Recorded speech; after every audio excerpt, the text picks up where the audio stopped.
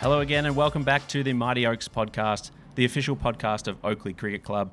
My name is Miles Fabris and I'm back to host once again. Today I'm joined again by Club Vice President and the Chairman of Selectors, Trent Shields. Welcome back. Thank you, Milosh. Always a pleasure to be here and looking forward to a bumper episode. Absolutely. We have a lot of stuff to get through today. We're going to be talking the Twilight 2020 comp, first through the fifth 11, a little bit about the Craig Shield, how they went.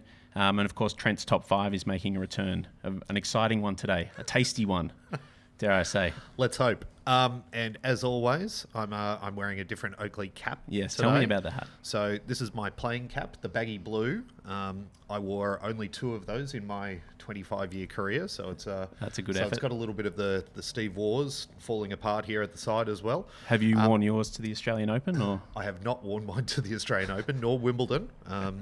However, I do have a couple of very quick facts about the Oakleigh cap. Oh, please. So this one here is a navy blue cap. Originally, the Oakleigh Cricket Club only wore white. Our colour was just white all through our inception up until the mid-70s. Just white. Yep. About that time, we started wearing a navy cap, similar to this one. In 1983, under the direction of club captain coach Peter O'Brien, we adopted the purple and gold of the Oakleigh Football Club, who play at the same ground here. Oh, so that's where it's came from. And we've been purple and gold ever since. Another little fun fact just about our logo as well. You probably can't see it zoomed in, but we might show you on it'll be on the bottom left of your screen. Here. There's a little acorn on there, which was an addition in the early 2000s to represent our junior club, which we didn't have before that. And that's about when I joined as well in the early 2000s. As an under 11? That might represent you. Huh, I'm a little acorn, all grown up. All right, before we get stuck into the games of this episode, I'd like to thank once again Ray White, the official podcast partner of the Mighty Oaks podcast. Thank you to Ray White and Ray White Oakleigh, and we'll hear from them again a little bit later in the show. But let's dive straight in. We are going to start tonight by talking about the 2020 matches. The VSDCA run a separate competition, a 2020 competition, on Tuesday nights, usually run in January. The way the format's working at the moment is each club plays 2 group games, and if you do well enough in those 2 games to progress in your group, it then becomes knockout finals from then on. Funnily enough, it's actually the semi-final night tonight, and quick update for you, live update. Oh, here we go. Spotswood and Ivanhoe have won their respective semi-finals against Mount Waverley and Brunswick to play off in the grand final next week. Neither of those teams have won a title yet, so good for them. We'll have a brand new winner. And I guess a little bit of spoiler from that the Oaks did not progress to the semi-final. But let's talk about the 2 games they did play. So the first game, which was actually technically round 2 after a washout, but game 1 was against Brighton at Brighton. Yes. Oakleigh batted first. After a bit of a wobbly start, recovered well to post 7 for 129. Yep, Jack Clark made 39 off 45. Also had some really nice cameos from Jim Benn and Jim Francis helping him out there. Yeah, just pushed us up late in the innings to get to 129, which at Brighton's probably not enough, and that proved to be the case. Brighton chasing us down 7 down after losing some late wickets. But they did the damage early, and they were about none for 60 off 6, I think. Yes. Look, it got tight towards the end there too, and Big Benny Salmon took a couple of wickets, including Jack Rudder, which was a big thrill for him, and Pearso took a couple. What's the opposite of a happy hunting ground? Sad something gathering hole. That's what Brighton Beach Oval is for the Oakleigh Cricket Club at the moment. Yeah, I don't like playing there. Let's see if we can change that this weekend. We are playing play there on the Sunday this weekend, so we'll hopefully get a win. Game 2, we hosted Caulfield here on a perfect night for cricket. Beautiful summer's night. We actually had the Frog Box up and running with full commentary, so you can still check that out on our YouTube channel. Absolutely, was a really good thrill to be able to do that. Caulfield batted first, posted 3 for 125. We thought that was probably unders as well, even though the wicket was playing a little bit more difficult than we thought originally. Fateh Singh, in his first game for the Oaks in the ones, took a wicket, which was a great one. He took their star player and captain Rimmel. And then in reply, it was a very subdued chase by the Oaks. Yeah, it was a sort of calm when it maybe needed to be a bit less calm, wasn't it? One thing I certainly noticed, and I don't know whether it was the pitch or just sort of the pressure put on by the bowlers, no one's bat sounded good. It was like everyone was playing with a broken bat from both teams. Interesting. Yeah. Well, you can go and listen to those sounds on the YouTube telecast, as you mentioned, where we did the commentary. You can. Probably worthwhile calling out to Skipper Pearso, made 41 off 37, and Brendan Grace, who was our guest player from Fitzroy Doncaster, brother of the club coach Matt, made 30 off 34 in a second impressive showing for the Oaks. Yeah, those two were looking good. We were in a good position. We just sort of fell over in the last 5 or so overs. We should mention as well, in that 2020 competition, each club is required to play 3 players under 21. So we had guys like Ben Salmon, Fateh Singh, Jimmy Francis, Rahul Surendran Raza, a couple of guys play games and all performed really well. As you mentioned, Fateh took his first wicket. Ben Salmon was probably the pick the bowlers in the Brighton game, but unfortunately lost both games and so didn't progress, which is unlike the Oaks. How many 2020 comps have we won here at Oakleigh? There's 5 out of 14 years. It's a pretty good record. Incredible record. So we'll be back at it next year. And well done to the T20 team. Bad luck, and we'll see you next season when it resumes. Terrific. We'll move on to now the 5th 11. We're going reverse order here. Yes. Now, the 5th 11 play on Sundays in the Mercantile Cricket Association, and they play one-day games every week, 45 overs. So we've got 4 games to go through here. Lots of games. Unfortunately, and a spoiler alert again, we lost all 4 of those. First game, round 13 versus Powerhouse 2. Powerhouse posted 7 for 161 with 2 wickets apiece to Craig Johnson, skipper of the Fours, and the People's Champion Vijay Gatta. In response, the Oaks were all out for 128, with Rayan making a cool 37. Vijay and Sanjay actually put on a very long 10th wicket partnership to keep the game alive and certainly upset the opposition a little bit. The opposition was so upset that they subsequently complained about our players wearing our yellow training shirts in games, and Really? since then we haven't been allowed to. Really? They play with a yellow ball? No, they play with a pink ball, so you can see why there was an issue. Yeah, they're pretty similar. Yep. I think that day as well, did we have the 3rd 11 or the 4th 11 also playing on that Sunday? So we're missing a few players, I think, out of the 5ths. Yeah, the 3s were playing at Mount. Round 14, we travel out to Ashwood. We batted first, and sadly we're all out for 90, which was really disappointing. It's sort of the 5ths is a development 11. We like to win, but ultimately we just want to get some of the younger guys and some of the less experienced guys a good hit out against adults in good conditions. All out for 90. Very talented youngster, Andrew Thakur, who played really well for Essendon Dowling in the recent carnival, made 39, and that was the only score of note. Ashwood, in reply, passed us 7 wickets down. We really gave it a ride, and we're in it right to the end. 2 wickets each to Matty Tyson, Ant Howes, and Harry Cashman. And well done to those boys. So we move on to round 15, which was against Malvern. Second time we'd played Malvern after a pretty disappointing performance against them earlier in the season, which is a shame against one of our very close sub-district rivals as well too. So would have been nice to put in a better performance. We were all out for 114 in 28 overs, which meant that we left about 17 overs out there. Ant made 51, which was the only meaningful contribution. I think Carlos was the only one in double figures apart from that who made 13. Malvern passed us pretty easily, 4 for 116 in just over 25 overs, and the teams decided to call it quits. So that was a disappointing thing, that there were still 50 overs left, more so than the losing of the game. Shorter game that day. Yep. So that was a loss as well. And finally, round 16, where we played Powerhouse 2 again, and that was just this past Sunday on a very hot 38-degree day. Very hot day. There was a lot of conversation around whether the game could start at 10 a.m. to avoid the heat. That would have been good. Or whether we could start the game later and then play reduced overs. That would have been good too. At the end of the day, we ended up starting at 12:30, slightly later, to give our juniors a chance to get to the ground, and we played the full 45 overs because the opposition enforced that, perhaps smelling a kill in the air based on our performance against them last time. But we gave them a real shake, didn't we? A real run for their money. They batted first and made 205, which was a solid score. You'd certainly take that. Yeah, Batting first and out at Faulkner Park. definitely. Ant was the pick of the bowlers there with 4 for 30 off 8.2 overs. Noah O'Neill in his first game took a wicket, and Sam Duckett also took a wicket there amongst it too, which was great. In reply, we were absolutely flying at 1 for 120 or so. Fantastic start. With Carter Bilborough 69 and Rayan Koshar 47, but fell in a bit of a hole there and ended up falling short 9 for 197, so losing by 8 runs. But a vastly improved performance and exactly what we wanted to see out of the young kids there, really getting an opportunity and facing up to a pressure situation against one of the top teams in that comp. And it was getting exciting towards the end there. We had the live scores going and we needed about a run a ball. And very good effort, almost chasing 205, ending 197. So well done to those guys that made runs and bowled well. That's the end of the fifth 11 wrap. Overall, that puts them 4 wins, 7 losses and 4 draws.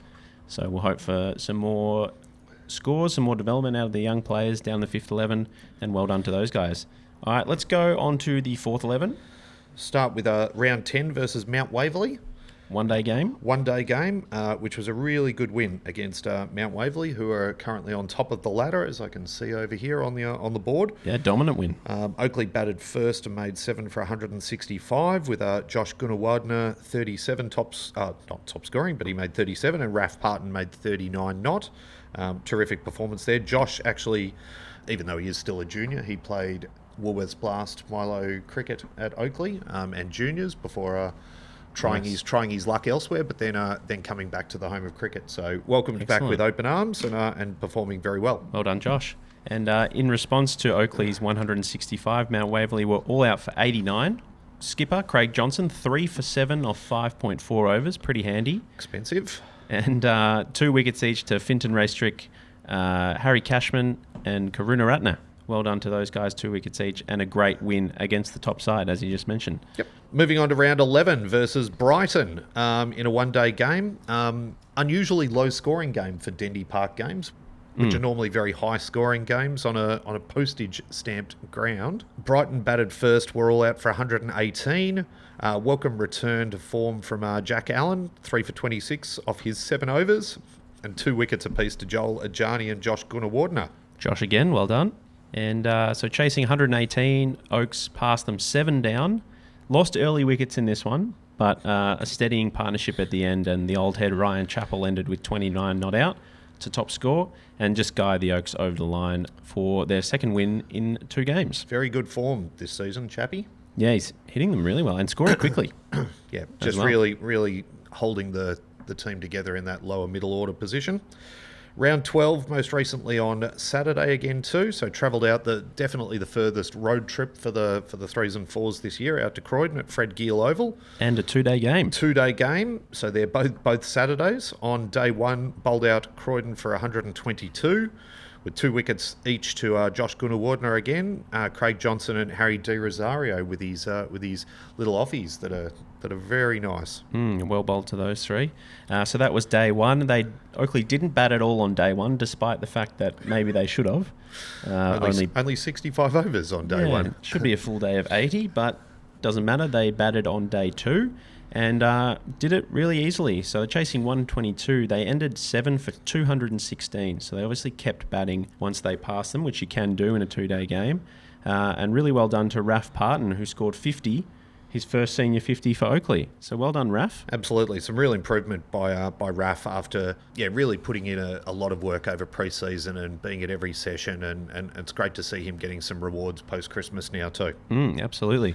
And also young Archer Johnson scored 48 opening the batting. Nice welcome return to form for him as well too. Arch also does all the right things and nice of him to anchor in innings there too. I think we were 1 or 2 down when we passed, 2 wickets down when we passed them. So really positive, and they were all young guys at the top of the order there too. Fantastic. And finished it off with a very nice 53-run unbroken partnership between father and son, Ryan and Cam Chappell. Yeah, I'm sure that would have been fun for both of them. Ryan Chappell ended 30 not out and Cam ended 28 not out. So they just finished off the day nicely together. Well done to those guys. And a 3rd win in a row for the Force here, which actually puts them up to 2nd on the ladder with 7 wins, 2 losses and 1 draw overall. And playing Caulfield coming up, who are 4th on the ladder. Yeah, so a couple of big games coming up for them. It's a top 4 final series in the 3s and 4s. Is that right? Correct, yes. With the 2 divisions that they've got going down there, we are in the top division, in the 3rds and the 4s. Okay, let's move on to the 3rds. Third 11, round 10 versus Mount Waverley. One-day game again. This game was played on a Sunday, as we mentioned before. Mount Waverley were dismissed for 84 on the very well-used wicket there too, because they're playing Saturday, Sunday at Pinewood all season with the main ground out of action. A very familiar name was the destroyer here with Aaron Lund. A premiership teammate of both of ours. Absolutely. Welcomed back to the club and a leading wicket taker in the second 11 competition a few years ago as well too. Took 4 for 13 off 6.4 overs. Well done, Lundy. Fateh Singh, opening the bowling again in a one-day game, took 3 for 16 off 5, which was terrific. So beautiful work. Yeah, really good result bowling them out for that score. And then in response... Now this was a day, this chase. Chasing 84... Oakleigh passed them 1 for 85, and Luke Rhodes made 75 not out. Off 53 balls only. 53 balls. So I think we lost an early wicket. Damesh was sitting up the other end, just blocking. Not for many balls, but Luke Rhodes at the other end. His first game back for the season, I think this was. 75 not out off 53 balls. Easy game. Although he might not be thinking that after the last couple of weeks. 52 runs in boundaries. I'm sure he'll be looking to get back to that form very soon. 10 4s and 2 6s. Well done, Rhodesy. So a nice easy win for the 3rds in round 10. In round 11, they played Brighton in another one-day game. We bowled first with Brighton all out for 80, which was a terrific result again. Ant Howes in his 200th, it might have been 250th. 250th game, 250th senior game for the club. Yeah, shout out Ant Howes, well done. Which is an incredible effort. It only took me about 37 years to get 250 games, but Ant's done it in about 8.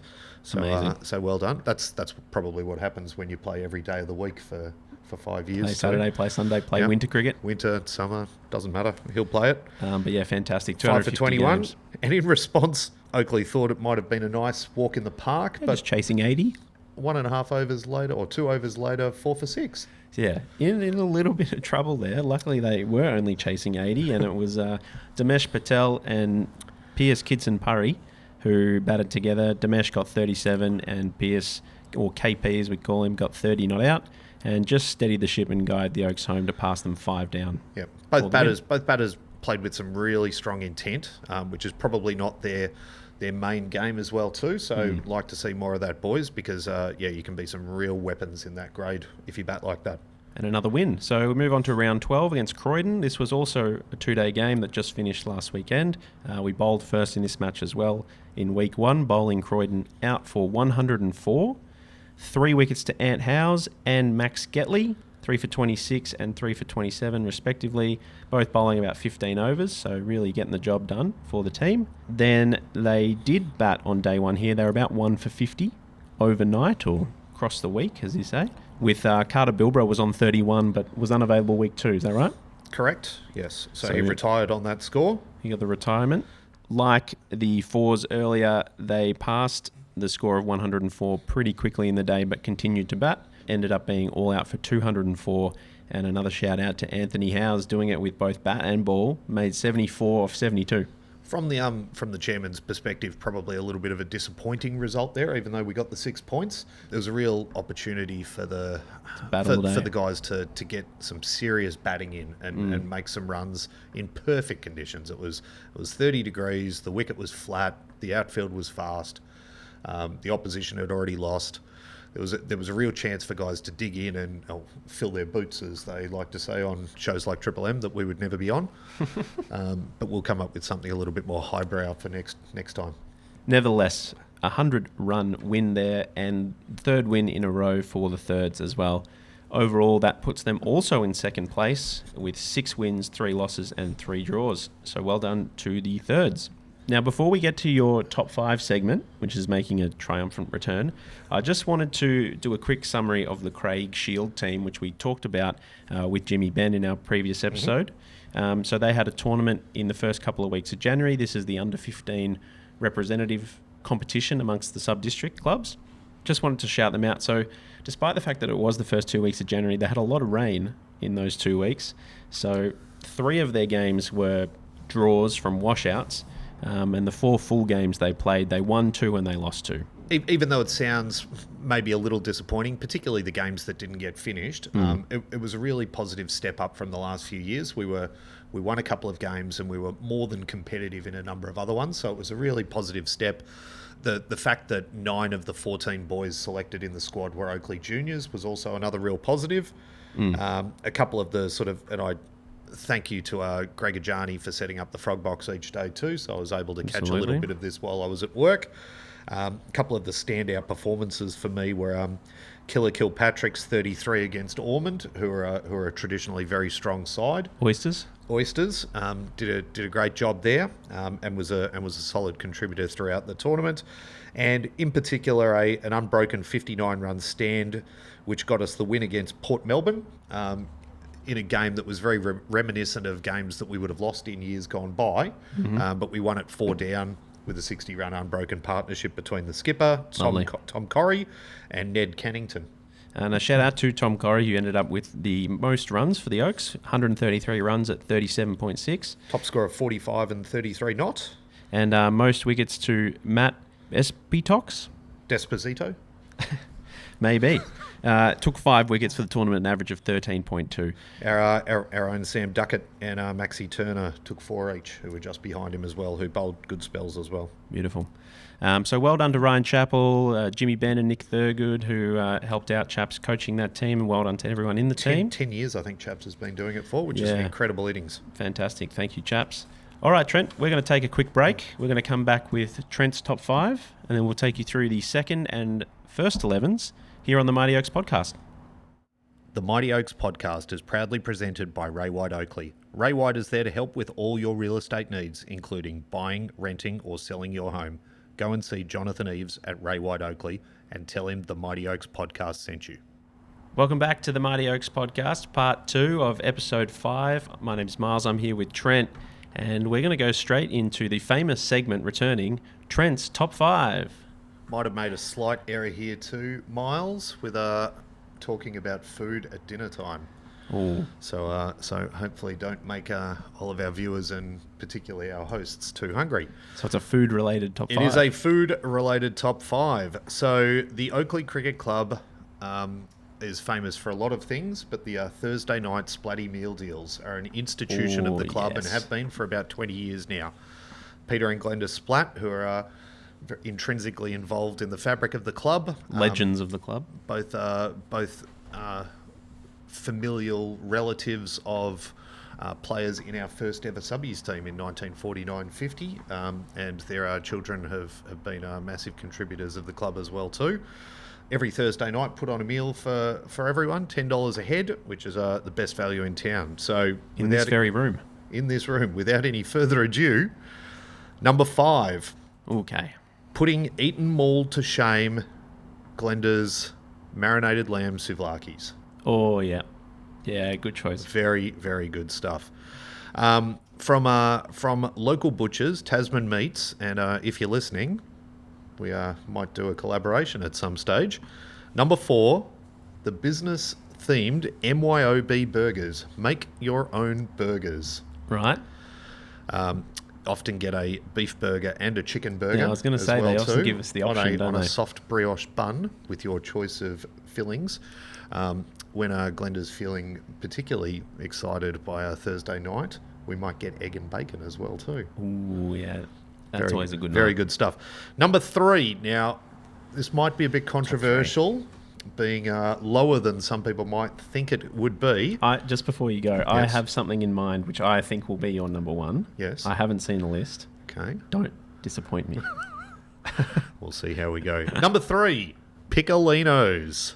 Oh, okay. 3. Piccolinos.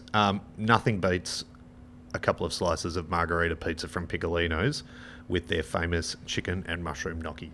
Yeah, the gnocchi is good. It's very good. It's Creamy. very good stuff. I don't know why people choose the penne over the gnocchi. I always get a little bit of each, but I would choose the gnocchi. With the same sauce, you go in the gnocchi, aren't you? Yep. Maybe we should push for a matriziano or something on the penne.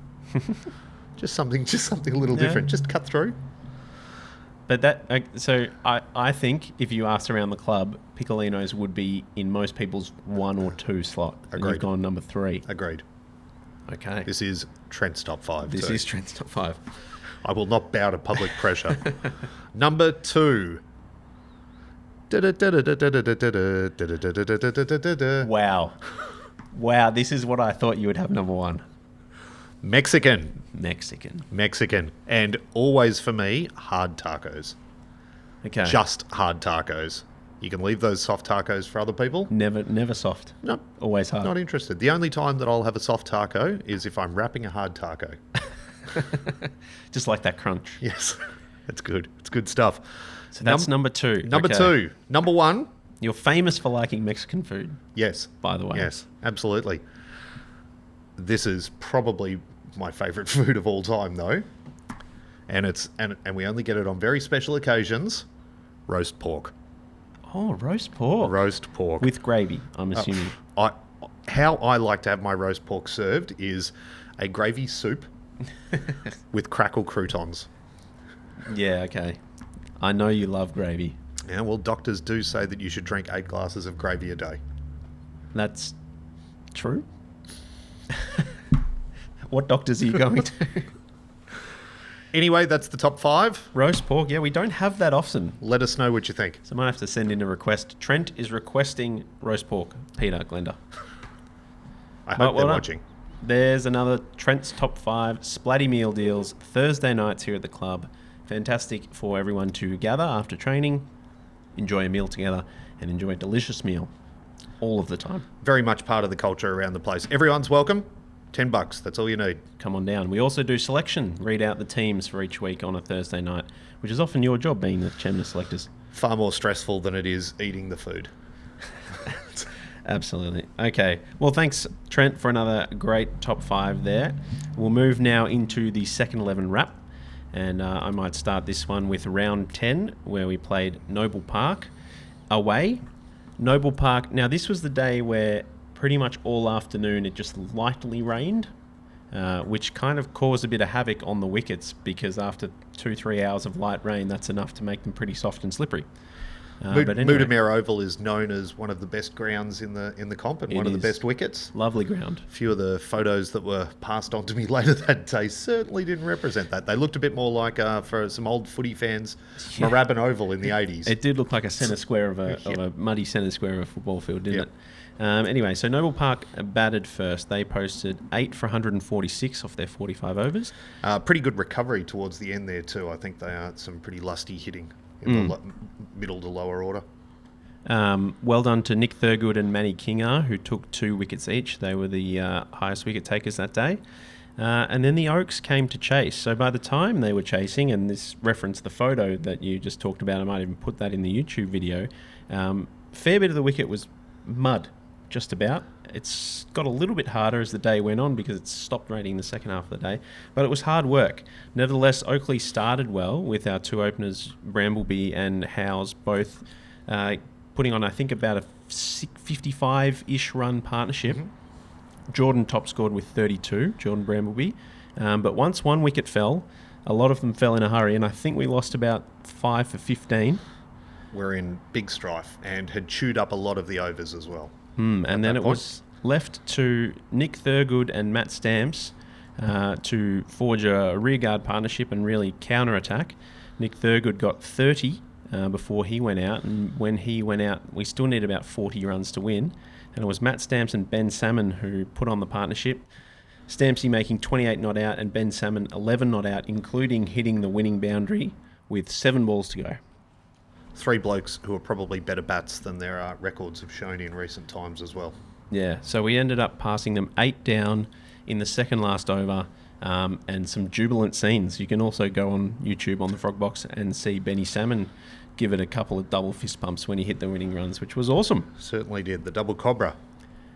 Moving on, round 11 versus Port Melbourne. So Port Melbourne are actually going quite well this season in the 2s. They've been pretty solid. They've got a pretty good game plan built around some spinners and some batters who make their runs for them. We bowled pretty well, but probably let them get 20 to 30 runs more than we probably should have based on that. They were all out for 120. Pick of the bowlers was Benny Salmon, taking 3 for 21 off his 9 overs. At one point was on a hat-trick after blowing up some stumps and then the front pad of the number 4 bat. That's right. I was actually on commentary on the Frog Box at that point. So if you want to Terrific. go back and watch me call the hat-trick ball. Might see if we can get a cut of that or something in. Cool. Something you might have missed, though, up in the rooms at the time, his dad, Graham, actually commented unfavourably when the wicketkeeper came up to the stumps to Ben Salmon, claiming that it would never have happened in his day. Oh, So I did miss that. just a little something for the Salmon family to discuss over Sunday night meal. I'm glad I wasn't keeping that day. Maybe a roast pork. But yeah, anyway, so Port Melbourne all out for 120. Matty Tyson and Tom Ison also took 2 wickets each. And unfortunately, Oakleigh, we weren't able to chase it here at Warrawee. We were all out for 116, falling just 4 runs short. None of the batsmen really took their start on to get the win. Jordan Brownby 25, James Ben 23, and Sagar Serene was 21 not out, trying to win it at the very end, but just couldn't get those last couple of runs. There was a run out, which was the last wicket, with Tom Ison desperately scrambling to get to the other end. That's Just right. missed out on an Oaks day. And that probably wasn't quite the strangest event of the day, though. With a few overs to go, a masked assailant yes. entered the playing arena How could I from forget? over on the Drummond Street side, ran into the middle of the ground and stole the stumps, running off. One of the most bizarre things I've ever seen in a cricket field. A young guy in a balaclava, running on, stealing the stumps, and then dropping the stumps and running away when everyone started shouting at him. Yeah, I don't think they thought out the plan too much past the getting to the wicket and doing so. But yeah, look, unfortunately, he'll cop his $9,732.85 fine for Entering the arena. Entering the arena. So there's a GoFundMe page, I'm sure, for him that we won't link to. Yeah, and if you're watching, never come here again. Moving on, round 12 against Donvale was a 2-day game, just finished this past weekend. Oakleigh again bowled first in this game in week 1. Donvale all out for 174. It was tough going, but we probably would have thought before the game, with us being second on the ladder and Donvale being on the bottom, that we probably would have preferred to keep them for a lower score than that. But credit to them for basically batting the day out. We welcomed back the big man after hasn't played since before Christmas with a broken thumb. Friend of the podcast. Suffered in the great win against Caulfield. He took 3 for 35 off 12 overs, so he's a terror at second 11 level. So fantastic to have him back. Great to have him back. Nick Thurgood and Tom Ison continued their good seasons with 2 wickets each, and then we had probably a bit of something that we might have thought was a difficult chase on day 2. 174. That's nothing to sneeze at. Yep. But yeah, a resounding dominant victory in the end. Day 2, Oakleigh passing them 1 down. 1 for 177 off 50 overs. All the credit goes to the openers. Jordan Brambleby, who got 56. Rob Howes, who ended 84 not out. Unfortunately, there was a century on offer for him had they been chasing a few more runs. And well done to James Francis, who partnered with Rob and got 23 not out as well. But just a fantastic, comfortable, dominant win. Nice promotion up the order for Jimmy Francis as well too, so glad that he took the opportunity. So the Twos go to second on the ladder with 8 wins and 3 losses, and looking to find some really good form leading up to the last month of the season. And a double header coming up this weekend. 2 one-day games, the first and seconds. Replaying, I think, that round 7 game, which was meant to be against Brighton. That'll be happening this Sunday. But well done to the Twos. All right. Moving on to the first 11. All right, round 10, Noble Park, playing them here. Noble Park are flying this season, second on the ladder, have a really formidable lineup. We felt good about it going into the game. Had 2 debutants, which is fantastic as well too. Another 2. Rahul Surendran, fun fact about him as well too, that we've covered on our Thursday night Splatty Meal Deals. He is the first player in Oakleigh history to go 4th 11, 3rd 11, 2nd 11, 1st 11 in consecutive games. It's pretty amazing that he was playing 4th 11 at the start of this year. Yep. took a 7-for in the thirds when he played that game, and just has been pretty obvious watching him bowl in the nets. He's a serious bowler. Yep. And just a young guy, just finished year 12, and yeah, well done to him, making his first 11 debut in this game. Well done, Razza. And also James Francis, who came to us had played juniors at Oakleigh and then had a couple of years at Melbourne in the Premier system, and then he's been back with Oakleigh this season and doing a terrific job. So well done to those two young blokes. Unfortunately, Noble batted pretty well. That was again on that day that was a little bit wet during the day, and it probably just impacted us a little bit with our ability to sort of land the ball where we wanted to, hold on to it, and it was... Noble probably had the best of the conditions there. Our entire bowling innings was raining. They posted 9 for 200. Again, there was a bit of an interesting incident on the last ball. Oh, yes. With one ball to go, the number 11 batsman was timed out. This was bizarre. And then the umpires later decided to change it, so Noble finished on 44.5 overs, but only 9 down. So they missed out on their last ball. It was crazy scenes. Because it was raining the entire innings, there was constantly the question of, is this rain too heavy? Are we going to come off? Yep. When they lost a wicket on the second last ball, and the number 11, who did take a fair while to come out, to be fair, was walking out to the wicket, and the umpires told everyone to get off. And watching on the sidelines, which I was, everyone assumed that finally the rain was too heavy. But even that was strange because there was only one ball left. So we thought, well, geez, surely you can play one more ball. You've been playing in it for an hour and a half. Then as they came off, we heard, no, it was timed out. And that was the case for about 20 minutes, and then they changed their mind. We might check in with Johnny Doig or Benny Goodman about the rule around that one. I actually think they went to the frog box and counted 3 minutes he had to get to the wicket, and then it was under 3 minutes, so they reversed their decision. But they still missed out on their last ball. It was pretty bizarre. Nevertheless, yes. From a bowling perspective, the Oaks were best served by Gracie, who's having a terrific season again too. Took 3 for 33. Has a really strong command of the white ball. Mm-hmm. Josh Peake 2 for 47, and James Francis on debut, who bowled 9 overs and took 1 for 35. Got his first 11 wickets, so well done, Jimmy Francis. In response to Noble Park's 200, Oakleigh were unfortunately all out for 83. Again, as you said, probably had the worst of the conditions, but all out 83 is probably not great. Top scorers were Will Taylor with 24 and Josh Peake hitting a few at the end for a 19 not out. But probably just added a little bit of respectability to the score, but a disappointing loss, albeit against a very good side. Yeah, they are second on the ladder, Noble Park. Let's go to round 11 now versus Port Melbourne. Playing at the famous North Port Oval. Fantastic to have Port Melbourne back in sub-district cricket as well too. This was another game played on probably a substandard wicket as well too. Which the score would indicate as well too. Port were all out for 84. Ryan Pearson found some excellent form, taking 4 for 12 off 9, and the two opening bowlers, Josh Peake 2 for 12 off 7, ably assisted by Benny Fletcher as well too, who bowled a really good spell, kept them to a very low score. In response, the Oaks stuttered to getting that probably low total. Yeah, that's accurate. And lost 6 wickets on the way to getting there. Sammy Jones, 22 not out off over 50 balls, I think, in the end too. So it was certainly tough going. And James Ritchie, the wicketkeeper, 17 not out. Was nice to get a few runs there at the end. Also noteworthy for the, sadly, we farewelled Jimmy Pattinson, who played his last game for Oakleigh in that game. All the best, James. Made a real impact on the club.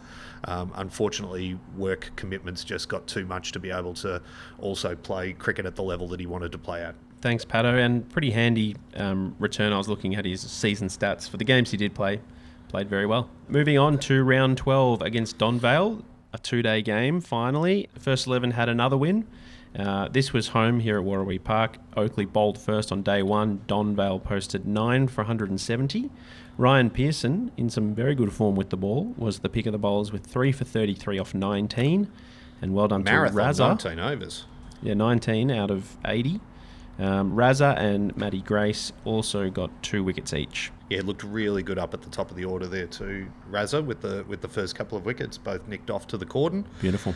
Remarkably similar to the second 11 game as well too, with Donvale batting first and posting a score about 170, which was probably unexpected at the time. On day 2, again, a pretty tricky chase, 170, particularly with the way that we've been going. Started off really well. We put on a 49-run opening stand, which is the second best of the season. Half top scored with 42, and Pearso with 32. Both of them probably threw their wickets away, though. Which the good thing about that is, though, that they'll probably be hungry for runs this week, I hope, on the back of that. Sam Jones and Matt Grace made 39 and 27 respectively, and you could probably say they threw away their wickets at the end there as well too. Yeah, and Jack Clark got 22 as well. So we had a lot of batsmen sort of get between 20 and 50. Luckily, it didn't cost us. We ended up passing them 5 down, 5 for 173, but definitely something to build on. For the batsmen to look on, push on and get some higher scores. And that moves us on with that victory to 5 wins, 5 losses, a tie, and 9th position on the ladder. Very important weekend doubleheader this weekend. Yes. Will probably determine whether our season comes to an end or whether it remains alive. Absolutely. So sitting in 9th, needing to make the top 6 to make finals. Yeah, double game this weekend. That will be very important. Hopefully we can pick up 2 wins and push on for the last 2 games after that to make the finals. So to finish up the episode, we had a social function here last Saturday night. The iPod Shuffle night was something we've done a couple of times before, I believe. Premise of the night was if you wanted to come, you paid your entry fee and you got a song on the playlist, your choice of song. And then we shuffled all of the songs. We had 40 in the end. And then the last song played on the night was the grand prize winner of $300. Trent, we were both here. What song did you choose? I had 2 songs. That's right. Paid a little bit extra. Yes. I had Cut Copy Far Away and The Chain Fleetwood Mac. 2 good songs. Just covering 2 different eras, and they actually played back-to-back in the top 10. That's right. I do remember you dancing out on the steps, disappointedly. But also dancing. happily. Yes. 2 Cut Copy songs in the 40 as well, which is probably not what I would have predicted, but very pleased with it. Probably should have aimed 3 or 4. Yes, well, I chose I Bet You Look Good on the Dance Floor, Arctic Monkeys, an absolute classic. That, I think, played maybe one before your 2 songs, or one after. It did. About halfway through, so I didn't get lucky. But I did bring my partner down for the first time, her first time down at the cricket club, Matilda.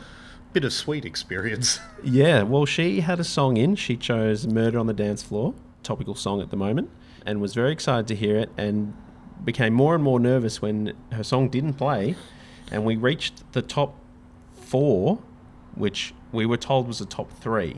But with 4 songs left, we paused, auctioned off a couple extra songs. Well done to Nick Thurgood, who purchased one of those, and was it Pearso, I think, purchased the other one, yes. Ryan Pearson. So then there was a top 6 songs, which were reshuffled for the final. Now, we were told it was a top 5. And Tilda's song came 5th. We thought it was the last song. We were celebrating. Tilda said to me, I'd already spent the $300 in my head. So she was very disappointed to realise there was actually top 6 songs, and she came second. But anyway, well done to Jimmy Ben for organising it, and we won't hold that against you, and hopefully she comes back to the club one day. Absolutely. It's always fantastic to get some of the partners there as well too, and other guests of the club, which we had a few on the night. Yeah, really good opportunity to sort of let our hair down a little bit with that.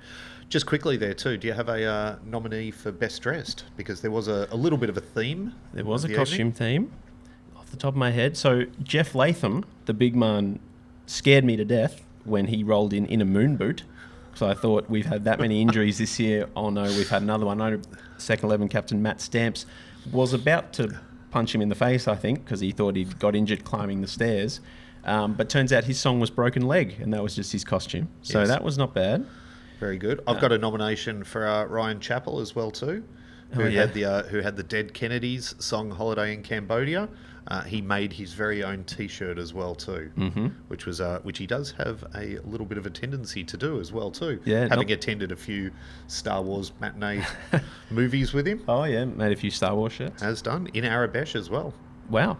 And we should shout out Nick Turtle Thurgood, who ended up winning the night with one of the songs he bought back in on the auction. So probably a worthy winner for the club. Well done, Turtle. We do have a bit of footage of the winning song there too as well. Oh, we might try and put that in, actually. Yeah, we can put that in there. It's not good.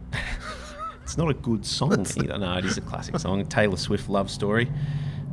Whether we like it or not, we're all going to be hearing a lot about Taylor Swift over the next couple of weeks because she's coming to Melbourne. And she's also competing in the Super Bowl on Monday, apparently. Oh, yeah. That's right. Who does she play for again? She plays for the Kansas City Chiefs. Oh, good luck to her.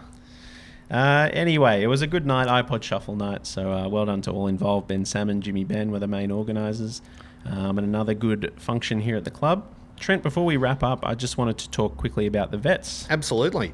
So they had their final game on Sunday, and because of the heat, very wisely, the game was called off. Yeah, probably a good call. So they would have been playing out here at the home of cricket, the House of Pain. It absolutely would have been for the over 40-year-olds in close enough to 40-degree heat. Yeah. So they drew against Mount Waverley, and they lost against North Alphington Black in the game prior to that. So due to that draw, they finished third overall with 4 wins, 2 losses and a draw, and have qualified for a knockout semi-final this Sunday against North Alphington Black. Yeah, so that team that they played in the last game and lost to, chance for revenge this weekend. Absolute chance for redemption. Really good luck to Phil and the boys. Thank you very much for all your efforts to Phil De Rosario, putting the team together. Fantastic to have some of those guys who have a strong association with Oakleigh playing in our colours. Absolutely, and our first final of the season. So good luck to the Vets this weekend. All right, that about wraps it up for this episode of the Mighty Oaks podcast. Thanks once again to Ray White, the official partner of the Mighty Oaks podcast. A reminder, if you're listening or watching on YouTube, to give us a like, give us a follow, subscribe to the Oakleigh Cricket Club YouTube channel, send us a review on Spotify or Apple Podcasts or wherever you get your podcasts, and follow us on Instagram, OakleyCC. We'll be posting some more content as the season wraps up.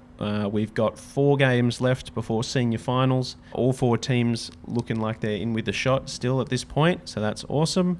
Yeah, anything Just one last one too, Milo. We recently signed up to the CDS, which is the Container Deposit Scheme, which has finally made its way into Victoria. Absolutely. Which is where you can return cans and bottles to service centres and receive 10 cents back for each of those relevant cans. We've signed Oakleigh up as a donation centre, so we'll share the code that you can go and do it yourself, and all of those monies will come back to the Oakleigh Cricket Club. It's not only good way to support the club, but especially good for the environment that keeps those products out of landfill. Absolutely, and I can see we got 2 full containers over there ready to take down. Ben Salmon estimated it's $100 worth. I'm guessing it's probably more like $30 worth, but absolutely all that money comes back to the club too, and yeah, very important that we do our part to look after planet Earth. Beautiful. And we also may as well quickly plug the Toyota Good for Cricket raffle, which is still live. It is till the 26th of February. Fantastic. Tickets are still available. Do you know off the top of your head where we're ranking? We're ranking 21st. Nationally? We've been a bit stagnant recently. We did get a little bit of a bump today after a few days of no sales. We're about 50% of our target too, so we've got a couple of weeks left. Would really appreciate any support with that. 100% of the proceeds go back to the club, and you have an opportunity to win some great prizes. Furthermore to that, for the players, if you have bought 10 or more tickets, you will be receiving an extra special surprise at the Splatty Meal Deal this week. Ooh, I qualify for that. You do. Fantastic. So you can log on to the Toyota Good for Cricket raffle website. They're $5 each, the tickets. Search Oakleigh Cricket Club before you purchase. It's pretty easy to do, but jump on and buy your tickets. And that'll do it for us here at the Mighty Oaks podcast. Thank you for listening. Thank you for watching. Good luck to the teams this weekend. We've got a double header in the 1s and 2s. And we'll be back next week for another episode of the podcast. Jeff Latham will be on with me, as well as Matt Girolami. Thanks very much. See you, Trent. Cheers, Miles. Thank you.